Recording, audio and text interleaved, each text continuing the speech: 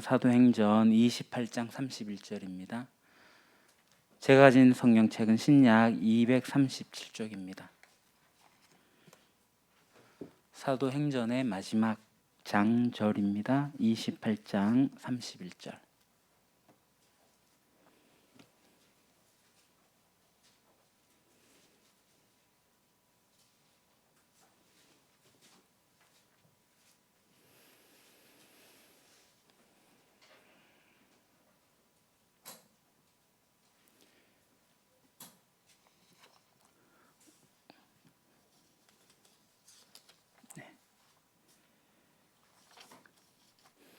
이달의 말씀 함성으로도 외우고 있는 말씀입니다. 우리 다 같이 한 목소리로 봉독하겠습니다.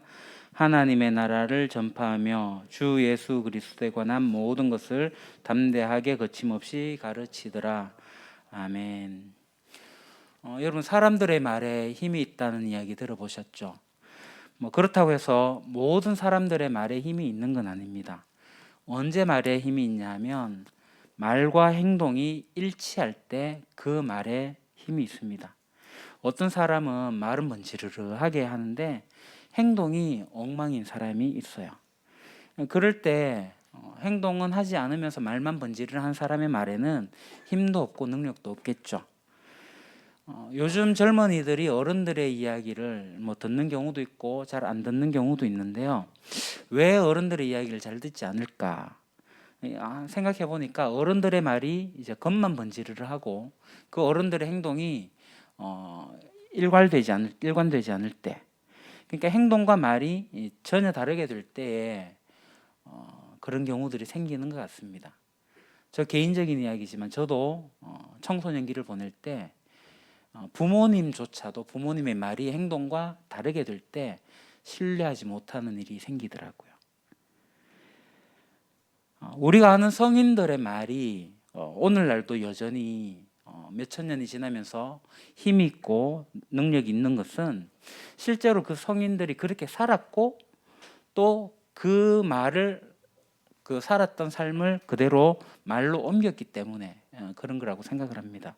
마찬가지입니다. 예수님의 말씀이 힘이 있고 능력이 있는 것은 예수님 자체가 말씀이고 말씀 자체로 삶을 사셨고 그 삶을 그대로 이야기하고 말씀하셨기 때문에 그 말씀의 힘과 능력이 있는 것이죠. 그럼 오늘 우리는 어떻습니까?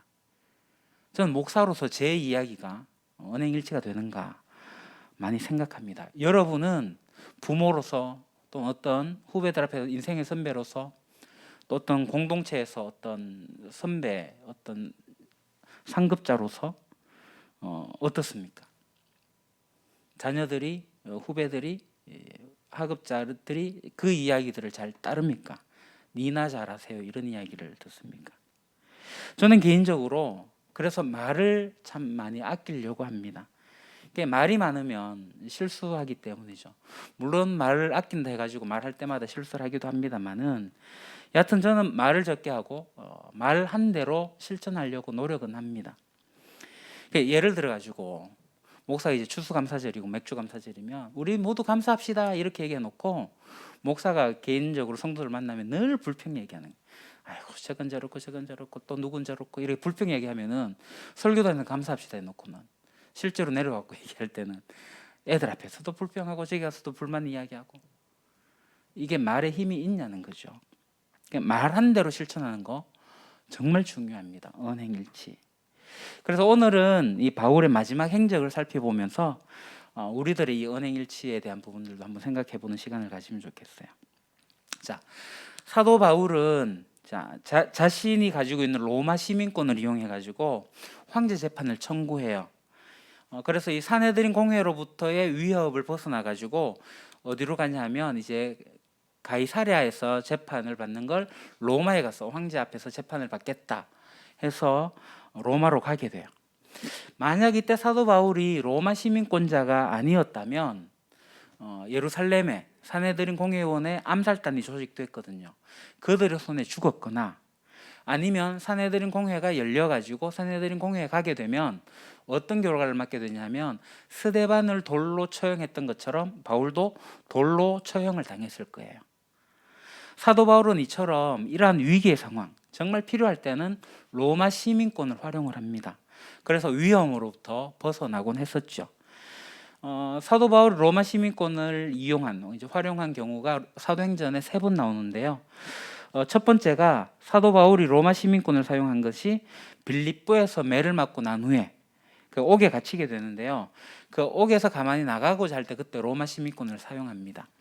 바울이 그들에게 말하였다. 치안관들이 로마 시민인 우리를 유죄 판결도 내리지 않은 채 사람들 앞에서 때리고 감옥에 가두었다가 이제 와서 슬그머니 우리를 내놓겠다는 겁니까? 안 됩니다. 그들이 직접 와서 우리를 석방해야 합니다. 관리들이 이 말을 치안관들에게 전하니 그들은 바울과 실라가 로마 시민이라는 말을 듣고서 두려워하였다.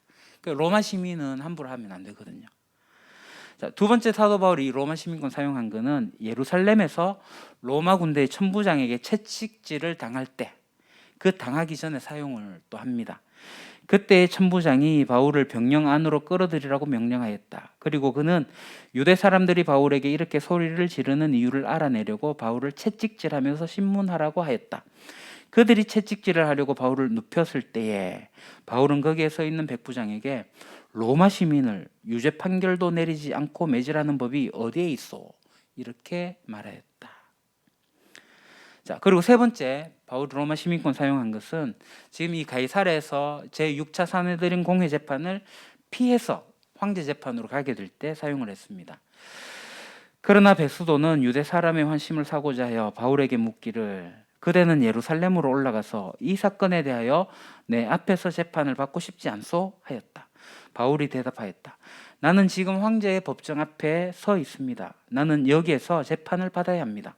각하께서도 잘 아시는 대로 나는 유대인 사람에게 조금도 잘못한 것이 없습니다. 만일 내가 나쁜 짓을 저질러서 사형을 받을 만한 무슨 일을 하였으면 죽는 것을 마다하지 않겠습니다. 그러나 나를 고발하는 이 사람들의 고발 내용에 아무런 근거가 없으면 어느 누구도 나를 그들에게 넘겨줄 수 없습니다. 나는 황제에게 상소합니다. 자, 사도 바울이 이렇게 로마 시민권을 이용해서 가이사랴를 떠나가지고 이제 로마로 가게 되는 거예요. 그러니까 산헤드린 공회의 세력들, 그 암살단들, 이 사도 바울과의 대립이 이제 마침내 종료가 되게 되죠. 자, 그래서 사도 바울은 이제 죄수 이송선 배를 타고 가이사랴를 출발해가지고 로마로 가게 돼요.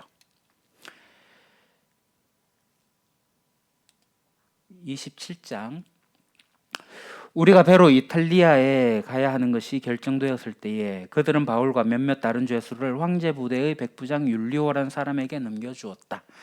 우리는 아드라문네노 호를 타고 행선하였다. 이 배는 아시아 연안의 여러 곳으로 항해하는 배였다. 데살로니가 출신인 마게도니아 사람 아리스다고도 우리와 함께 있었다. 자, 이제 가이사랴를 출발해가지고 로마로 가는, 이탈리아 로마로 가는 이 죄수 이송선, 그 배에는 누가 탔냐 하면은 사도 바울도 타고 있었고, 여기서 우리라고 이야기하게 될 때 1인칭 복수형을 쓰고 있는데 이 화자가 누구냐면 누가예요. 누가. 그리고 2절을 보니까 아리스다고도 우리와 함께 있었다. 이렇게 승선을 했어요. 그러니까 누가가 지금 이 배를 타고 로마로 가고 있는 이 광경을 아주 상세하게 자세하게 관찰하고 기록을 남겨두었습니다. 여기서 아리스다고는 누구예요? 데살로니가 출신이에요. 자, 사도 바울이 에베소에서 복음을 전파할 때 에베소에서도 감옥에 갇히게 되는데 그때 같이 갇혔던 사람이 이 아리스다고입니다. 이 아리스다고가 마지막에 사도 바울이 예루살렘으로 오게 될 때 같이 예루살렘으로 오게 돼요. 그러니까 바울과 계속 같이 동행을 하게 되었죠. 그래서 이제 같이 죄수가 되어서 이 죄수 이송선을 타고 가게 되는 겁니다. 자, 이 죄수 이송선의 책임자가 누구냐면은 황제 부대의 백부장 율리오라고 되어 있습니다. 그러니까 이 죄수 이송선의 총 책임자는 백부장 율리오입니다.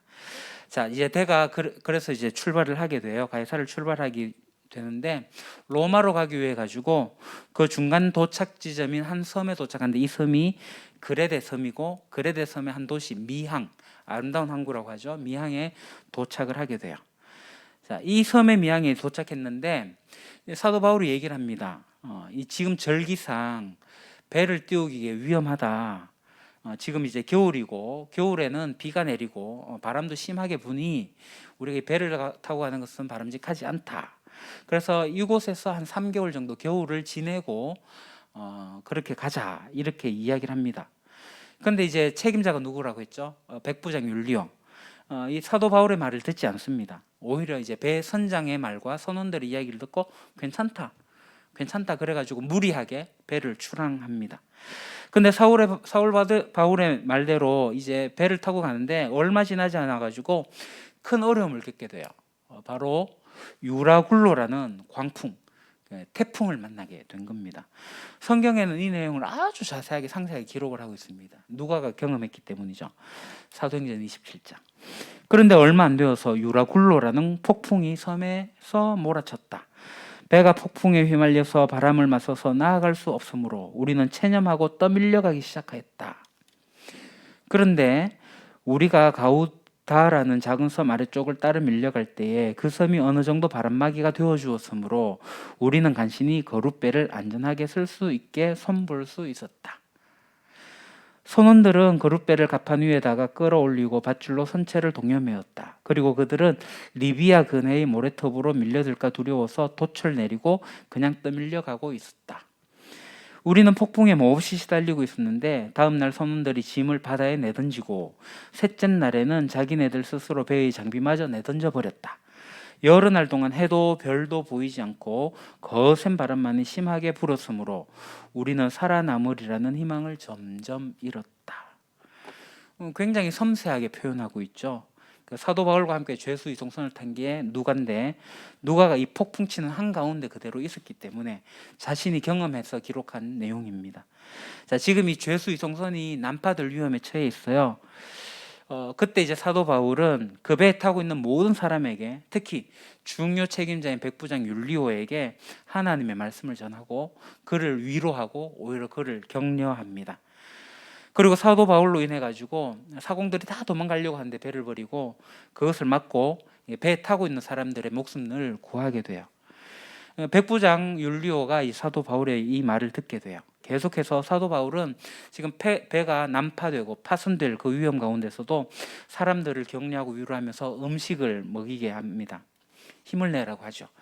날이 새어갈 때에 바울은 모든 사람에게 음식을 먹으라고 권하면서 말하였다. 여러분은 오늘까지 열 나흘 동안이나 마음을 졸이며 아무것도 먹지 못하고 굶고 지냈습니다. 그래서 나는 여러분들에게 음식을 먹으라고 권합니다. 그래야 여러분은 목숨을 유지할 힘을 얻을 것입니다. 여러분 가운데서 누구도 머리카락 하나라도 잃지 않을 것입니다. 바울이 이렇게 말하고 나서 모든 사람 앞에서 빵을 들어서 하나님께 감사드리고 떼어서 먹기 시작하였다. 마치 성만찬하는 것과 같죠. 사도 바울이 떡을 들어서 떼고 축사하고 그 배에 있는 사람이 모두 276명 276명이 있었는데 그 모든 사람들을 먹이고 그들을 평안하게 했어요. 요게 이제 날짜가 나오죠. 열나흘째. 아까는 사흘이었는데 지금 2주간 동안 계속 태풍 때문에 지금 이리저리 요동치고 있는 그런 상황입니다. 지금 우리가 2주 동안 생각만 해도 지금 상상이 되지 않는 어려운 상황에 놓여 있고 바울이 그 가운데서 위로하고 격려하고 떡을 먹이고 하는 일들을 하고 있는 거예요. 그들을 평안하게 했습니다. 자, 그렇게 열나흘째가 지나가고 이제 15째 아침이 이제 밝습니다. 날이 셉니다. 저 멀리서 어둑어둑한데 어느 항만이 보이는 거예요. 그래서 어떻게 해서든지 배를 그 안으로 이제 가기 위해 가지고 해변에 대기로 작정을 하게 되죠. 그래서 닻을 끊어 가지고 바다에 버리고 키를 놓고 이제 밧줄을 놓고 늦추고 앞에 돛을 올리면서 바람을 타고 해안 쪽으로 이렇게 가려고 했던 내용이 성경에 자세하게 기록되어 있습니다. 그런데 그곳이 두 개의 물살이 이렇게 합쳐지는 곳이에요. 그러다 보니까 배가 또 모래톱에 걸려서 움직이지 못한 상황이 됩니다. 이제 배가 파손될 진짜 위험한 상황에 놓이게 돼요. 그럴 때 이제 로마 군인들이 이제 백부장 율리오를 찾아와 가지고 이제 얘기합니다. 지금 죄수들이 도망할 수도 있다. 헤엄쳐 가지고 해안이 이제 바로 앞에 있으니까 도망하게 되면 우리가 지금 위험하니까 이 죄수들을 지금 배에서 다 죽여버리자. 그러나 이제 백부장 율리오는 이 사도 바울을 지금 살려야 되는 거죠. 그래 로마 군인들의 의견을 따르지 않아요. 그러면서 이제 헤엄칠 수 있는 사람들은 헤엄쳐 가지고 먼저 뛰어내려 가지고 육지로 가라 그렇게 얘기를 합니다. 그럼 왜 로마 군인들은 죄수들을 다 죽이려고 했을까요? 로마 제국은 죄수가 도망하면은 그 책임이 그 로마 군인에게 있습니다. 그 간수장에게 있는 거죠. 그 무거운 책임이 돌아와요. 차라리 죽이는 게 더 편합니다. 그 과거 빌립보에서도 기억나시죠? 바울과 실라가 감옥에 갇혀 있는데 문이 열렸고 가진 않았지만 간수장이 그것을 보고 그냥 차라리 자결을 하려고 했잖아요. 황제 앞에 가가지고 그에 대한 책임을 묻는 것보다 차라리 죽는 게 더 낫다고 생각한 거예요. 그만큼 위험한 상황이었기 때문에 지금 로마 군인들도 차라리 이 죄수들이 도망해버리면 모든 책임이 우리에게 오고 우리 가족까지 몰살당할 위험에 처해지니 차라리 죄수들 죽이자. 근데 그렇게 하지 않았습니다. 여하튼 뛰어내려서 헤엄쳐 가라. 백부장 율리오가 사도 바울의 말을 신뢰했기 때문에 그래요. 사도 바울이 배는 잃게 될 거지만 다 구조된다라고 얘기했거든요. 그러니까 죄수들이 도망가지 않는다. 다 구조된다. 정말 배 안에 있던 276명 다 구조됩니다. 사도 바울 일행은 파손된 배에서 이제 모두 구조되고 보니까 그 섬이 어디냐 하면은 멜리데 섬이라는 걸 알게 돼요. 희미하게 보였던 그 섬이 멜리데 섬. 멜리데 섬은 지금 현재 몰타 섬입니다. 한번 들어보셨죠? 이 시칠리아 남쪽으로 약 95km, 100km 정도 떨어져 있는 곳에 있는 섬입니다. 그래서 사도 바울과 이제 이 배 타고 있던 사람들이 이 몰타 섬에서 멜리데 섬에서 3개월 정도 이제 겨울을 보내는 거죠. 머물게 되면서 사도 바울이 그 섬에서 기적도 행하고 주의 복음도 전하고 그런 일을 하게 됩니다.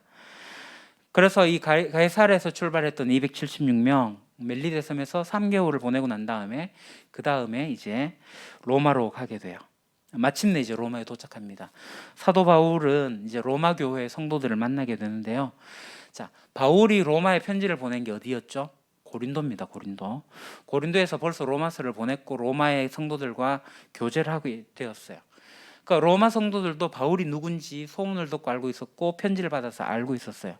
그러니까 사도 바울이 온다는 이야기를 듣고 나서 수십 킬로미터 떨어진 곳에 아비오 광장, 트레이스 마을까지 이제 마중을 나옵니다. 쉽게 얘기해서 포항공항하고 거리 정도 생각하시면 되겠습니다. 포항공항으로 온다. 그래서 경주의 사람들이 포항공항까지 가가지고 이제 팻말 들고 사도 바울 어서 오세요 이렇게 환영하는 그런 느낌으로 보시면 되겠습니다. 사람들이 그렇게 찾아오니까 사도 바울이 용기와 힘을 얻게 되죠. 그 후 사도 바울은 로마 군인 한 명의 보호 속에서 이제 황제 재판을 기다리면서 로마에서 생활하게 되는데요. 이제 감옥에 간 게 아니라 이제 집에서 갇혀 있는 연금 상태가 되는 거죠. 가택연금 상황이 되어져요. 자, 이제 집에서 가택연금 상황이 되면서 황제 재판을 기다리고 있습니다. 시간을 기다리고 있는데 그곳에 이제 로마 집에서 새 집을 얻어가지고 이제 생활을 하고 있는데요. 로마 살고 있는 디아스포라 유대인들을 계속 초청하고 자신이 로마 오게 된 이유들을 설명을 하고 계속해서 그들을 만나가지고 주의 복음을 전했습니다. 로마에 살고 있는 디아스포라 유대인들이 사도 바울이 전하는 이 복음을 듣고 믿는 사람도 있었고 믿지 않는 사람들도 있었어요. 그렇죠. 복음을 듣는다고 해서 다 믿지는 않습니다.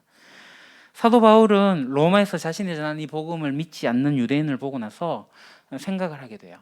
구약의 이사야의 말씀을 떠올리게 됩니다. 그래서 이 구원이 유대인을 통하여 이방인에게로 흘러가는 거구나. 이사야 말씀 이걸 이제 인용하죠. 그러자 주께서 말씀하셨다. 너는 가서 이 백성에게 너희가 듣기는 들으라. 그러나 깨닫지는 못한다. 너희가 보기는 늘 보아라. 그러나 알지는 못한다 하고 일러라. 너는 이 백성의 마음을 둔하게 하여라. 그 귀가 막히고 그 눈이 감기게 하여라. 그리하여 그들이 볼 수 없고 들을 수 없고 또 마음으로 깨달을 수 없게 하여라. 그들이 보고 듣고 깨달았다가는 내게로 돌이켜서 고침을 받게 될까 걱정이다. 이 이사야 선지자의 말씀은 예수님께서도 하나님 나라를 설명하시면서 인용하셨던 말씀이에요. 이사야 예언이 그들에게 이루어지는 것이다. 너희가 듣기는 들어도 깨닫지 못하고 보기는 보아도 알아듣지 못할 것이다. 이 백성의 마음은 무디어지고 귀는 듣지 못하고 눈은 감겼다. 이는 그들이 눈으로 보고 귀로 듣고 마음으로 깨달아 그들이 다시 돌이켜 내게 고침 받을까 염려된다. 자, 사도 바울이 이제 로마에 도착한 지 사흘째가 됩니다. 사흘 만에 로마에 살고 있는 디아스포라 유대인들, 유력한 사람들을 만나게 돼요. 그리고 그들에게 자신이 죄가 없음에도 예루살렘 사내들인 공회 때문에 죄수 신분으로 여기 오게 됐다. 지금 내가 황제 재판을 청구하고 있고 하는데 내가 황제에게 민족의 죄를 고발하려고 하는 건 아니다. 그것을 분명하게 밝힙니다. 다시 말해서 사도 바울은 본의 아니게 사내들인 재판, 그리고 벨릭스 총독 재판, 그리고 베스도 총독 재판 때문에 죄수의 신분으로 지금 내가 로마에 오긴 했지만 지금 황제 재판을 통해 가지고 내 죄를 지금 무죄를 입증하고 지금 이 로마를 선교 센터의 중심 기지로 삼아 가지고 나는 서유럽, 서바나, 스페인까지 가서 복음을 전할 계획이다. 이 이야기를 하는 거예요. 그러니까 이 누가가 기록한 이 사도행전 28장 약 30년 정도의 역사의 기록인데요. 예루살렘에서부터 땅끝까지 하나님 나라의 복음을 전도를 위한 그 여정의 기록들이에요. 그리고 1차 재판부터 5차 재판, 사내들인 재판에 공회 재판과 그리고 총독 재판, 황제 재판까지 이어지는 이 재판의 기록이기도 합니다. 그런데 당시 로마의 5번째 황제가 누구냐면 네로입니다. 잘 아시죠? 네로. 이 사도 바울의 재판도 기다리고 있고 여러 재판들이 참 많았는데 이 사람이 정치를 안 해요. 정무를 하지 않습니다. 제국의 모든 정무를 다 팽개치고 여행 다녀요. 나폴리 다니고 그리스 다니고 로마 제국을 순회하면서 뭐 하냐 하면은 노래 부르고 다닙니다. 가수 활동을 해요. 그러다 보니까 사도 바울은 재판이 2년 동안이나 계속 늦춰지게 되는 거죠. 계속 이제 2년 동안 그냥 집에 갇혀가지고 활동하지 못하고 다만 오는 사람들은 자유롭게 맞아들이면서 황제 재판을 기다리게 됩니다. 복음을 전하고 그랬습니다. 그래서 사도 바울이 이 로마에서 오네시모도 만나게 되고요. 그리고 마게도냐와 소아시아 교회들에게 또 편지를 보내게 됩니다. 에베소서, 그리고 빌립보서, 골로새서, 빌레몬서 이거 다 이제 로마 감옥에서 편지를 써보내고요. 그들에게 예수 그리스도와 예수 그리스도의 몸된 교회에 대해서 아주 자세하게 깊이 가르치는 일을 했습니다. 그 사도 바울의 마지막 행적입니다. 바울이 온 이태를 2년입니다. 자기 셋집에서 머물면서 자기에게 오는 사람을 다 영접하고 하나님의 나라를 전파하며 주 예수 그리스도에 관한 모든 것을 담대하게 거침없이 가르치더라. 아멘. 사랑하는 유림교회 가족 형제자매 여러분, 사도 바울의 사역은 정말 고난의 현장, 기적의 현장이라고 할 수 있을 겁니다. 지금 광풍이 부는 그 바다 한가운데서도 살아났고 독사에 물렸는데도 죽지 않았을 뿐만 아니라 오히려 병자들을 낫게 했습니다. 그러나 그러한 기적들이 일어났다고 해가지고 자신이 당하고 있는 위기, 어떤 신분의 그런 속박, 거기에서 자기 자신을 구해내는 그런 차원의 끝은 아니었습니다. 사도 바울은 단지 자신을 하나님의 선한 도구로 내놓았을 뿐이에요. 하나님이 하시는 일에 쓰임받은 사람이 바울입니다. 지금 로마 감옥이 된 자기 셋집에서의 그 생활도 예수 그리스도의 명령이자 사도행전의 목표인 땅끝까지 복음 전하는 일에 하나의 여정일 뿐이었습니다. 그리고 사도 바울이 디모데에게 이런 말을 합니다.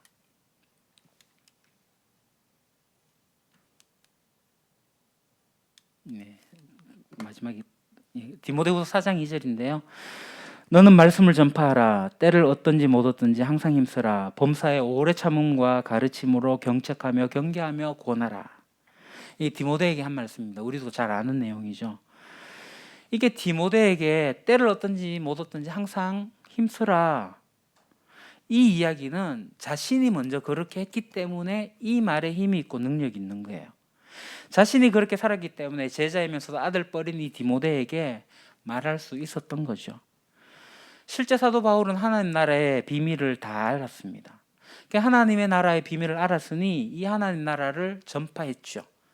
그리고 구약과 연결시켜가지고 해박한 지식을 가지고 이 하나님 나라의 비밀을 구약에서 예언한 대로 갖고 와서 오늘날의 청중들에게, 바울의 청중들에게 그대로 설명을 했습니다. 그리고 예수 그리스도, 자기가 경험했고 자기가 알게 되었던 예수 그리스도에 관한 모든 것을 가르쳤습니다. 그것도 담대하게, 거침없이. 제가 여러분에게 지금 여러분, 바울처럼 하나님 나라를 선포하십시오, 주 예수 그리스도에 관한 모든 것을 담대하게 거침없이 가르치십시오 라고 강조하지는 않겠습니다. 그 전에 우리가 해야 할 게 있습니다. 그게 뭐냐면 하나님 나라를 선포하기 전에 하나님 나라에 대해서 공부를 하셔야 됩니다. 알아야지 선포하죠. 주 예수 그리스도에 관한 것을 가르쳐야 되는데 가르치기 전에 알아야죠. 그러니까 하나님 나라를 같이 공부해야 되고 주 예수 그리스도에 대한 것을 공부해야 됩니다. 그러다 보면 훗날 바울처럼 우리가 하나님 나라를 선포할 수 있을 것이고 주 예수 그리스도에 관한 것을 가르칠 수 있을 겁니다. 그것도 담대하게 거침없이 말이죠. 머지않아 저는 우리 성도들이 그렇게 될 거라고 믿습니다. 그리고 제가 하나 더, 그러면 여러분 오해하실 부분이 있는데 내가 완전히 하나님 나라를 알고 내가 완전히 주 예수 그리스도를 알고 나서 선포하고 가르쳐야 되겠다, 그렇게 생각하지 마십시오. 그렇다면 여러분 주님 오실 때까지 전혀 아무것도 하지 못할 겁니다. 그러니 여러분, 내가 하나님 나라를 아는 만큼 선포하십시오. 내가 주 예수 그리스도에서 아는 만큼 가르치십시오. 아는 만큼 선포하고 아는 만큼 가르치는 것이 중요합니다. 내가 아는 만큼 담대하게 거침없이 선포하고 가르치는 것이 우리에게 있기를 소망합니다. 기도하겠습니다. 하나님 아버지, 사도 바울의 온 여정들을 우리가 지금까지 긴 시간 살펴보았습니다. 예수님을 만나고 변화된 사도 바울, 그 이전에 하나님의 말씀을 깊이 공부했던 사도 바울, 그가 성령님에 의해서 어떻게 여정을 살아왔는지 우리가 찬찬히 살펴보았습니다. 그의 마지막 여정인 로마에서 하나님의 나라를 선포하고 주 예수 그리스도에 관한 모든 것을 담대하게 거침없이 가르친 그것을 살펴보았습니다. 우리도 이와 같이 되기를 원합니다. 당장은 바울처럼 되지 않는다 할지라도 우리가 하나님 나라를 좀 더 알아가게 하시고 우리가 주 예수 그리스도에 관한 부분들을 알아가게 하여 주십시오. 그리고 암만큼 내 주변의 사람들에게 알리고 전하고 소개할 수 있는 저희들 되게 하옵소서. 예수님 이름으로 기도합니다. 아멘.